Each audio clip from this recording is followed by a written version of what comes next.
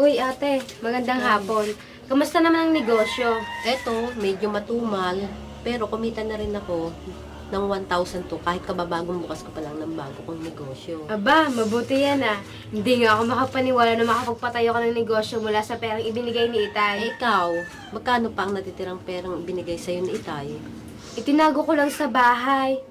Ang problema, nakita ni Charles, pinambili ng sigarilyo, hindi man lamang nagpapaalam.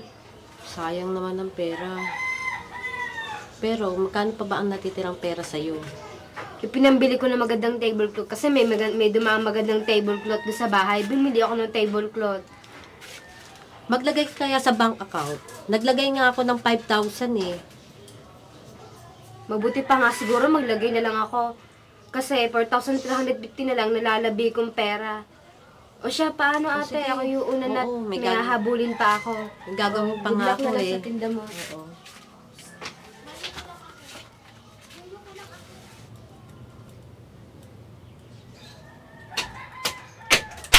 Ate, Oh, bakit? Ano nangyari?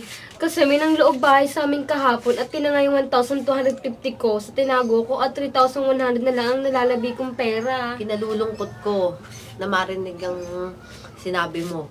Pero, sinabihan ko na kasi kita noong pa na ilagay mo sa ligtas na lugar ang pera mo. Ilagay mo na lang sa bangko para hindi nagagalaw ang pera mo at saka hindi makukuha ng magnanakaw.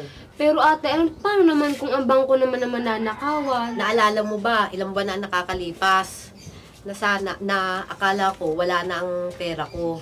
Yung pala may insurance ang bangko, kaya nakuha ko ang nawala kong pera. Oo nga no. Dapat pala nakinig na ako sa'yo noon pa. Ano nang gagawin ko ngayon? Pumunta na kaya tayo ngayon sa bangko at yung natitira mong pera,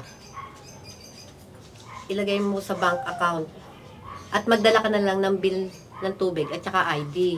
Oo nga no. Pero, ano namang klaseng account ang kailangan ko?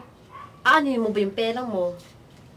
Gusto ko sana natin magpatayo ng sariling restaurant. Mag-ano na lang tayo. Magpunta tayo sa bangko at magbukas ka ng time deposit. Pagkatapos, i-ano mo yung wag mong gagalawin sa loob ng 1 taon. At yon ay pwede mong ikalateral. Oo nga no. Oo. Ang husay mo talaga ate. O sige, samahan mo na lang ako mamaya. Mga anong oras ba? Mga 3 o'clock. Hintayin kita dun sa kanto. O sige ate. Oo, ang husay mo talaga.